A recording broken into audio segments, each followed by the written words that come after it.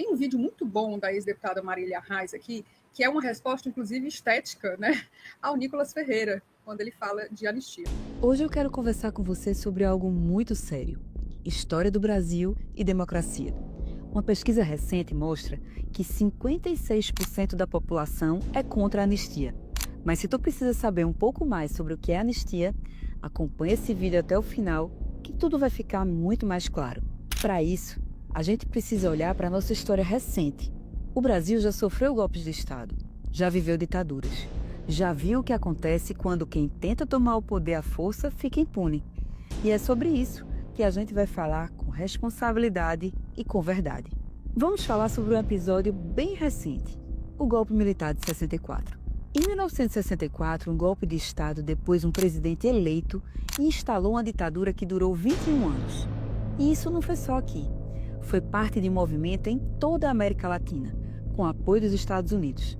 Em plena Guerra Fria, o Brasil e vários outros países foram peças desse grande tabuleiro global. Milhares de brasileiros foram caçados, presos, exilados, torturados e assassinados. Está tudo documentado, inclusive em tantos outros livros, como Ainda Estou Aqui, de Marcelo Rubens Paiva. E no meio disso está a história da minha família. Meu avô Miguel Arraes era governador de Pernambuco quando os militares tomaram o poder e ele se recusou a pactuar com o golpe de Estado. Foi caçado, preso dentro do Palácio do Governo e depois exilado na Argélia. Foi preso porque defendeu a democracia, porque pensava diferente. A ditadura perseguiu também sua esposa, minha avó Madalena, e seus filhos, inclusive meu pai, que foram forçados a deixar o Brasil com ele. E aqui eu falo como advogada. Além de tudo, houve uma violação clara ao princípio da intranscendência da pena. Isso significa que a pena não pode ser estendida a terceiros, a outras pessoas como parentes e amigos daquele que está sendo investigado, acusado e condenado. No Estado Democrático de Direito, ninguém pode ser punido por algo que outro fez.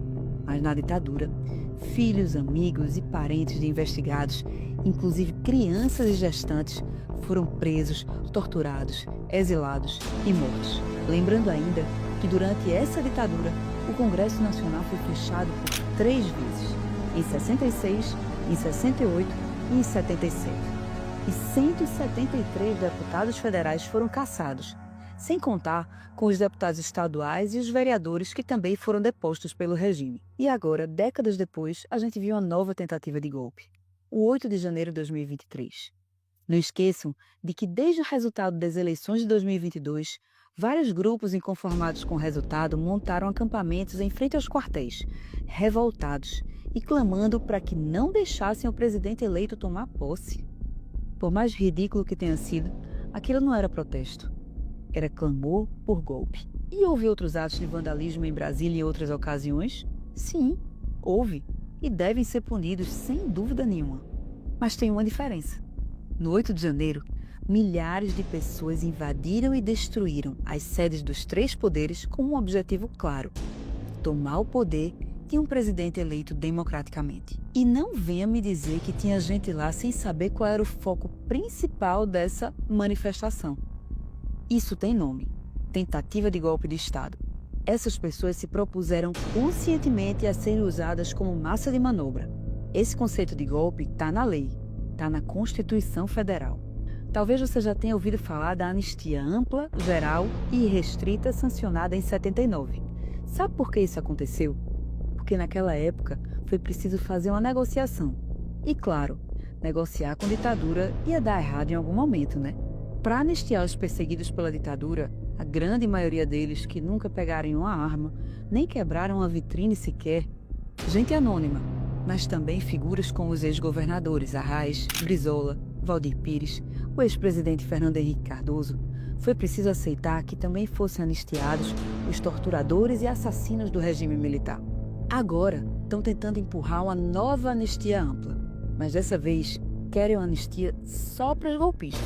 Os que planejaram, como Bolsonaro, Ramagem, Braga Neto e outros, mas também quem se deixou usar como massa de manobra e vandalizou os 3 poderes. E se não houver punição agora, outros vão se sentir autorizados a tentar de novo. A impunidade da ditadura militar abriu caminho para mais violências. E aí eu te pergunto, Se não houver uma punição firme, você acha mesmo que uma nova cúpula com poder político, militar ou financeiro não vai se sentir encorajada em desrespeitar o resultado das urnas mais uma vez? E se essa cúpula convocar uma nova manifestação para derrubar um governo eleito? Você não acha que vão 20, 50, 100 vezes mais pessoas lá insatisfeitas com esse resultado tentar fazer o mesmo se não houver uma punição agora? Afinal, o que eles querem te convencer é de que foi só um batom, uma bandeirinha, uma foto. O que tem de mais em repetir se a pena de hoje for branda? Vocês têm ideia do custo da instabilidade política para um país?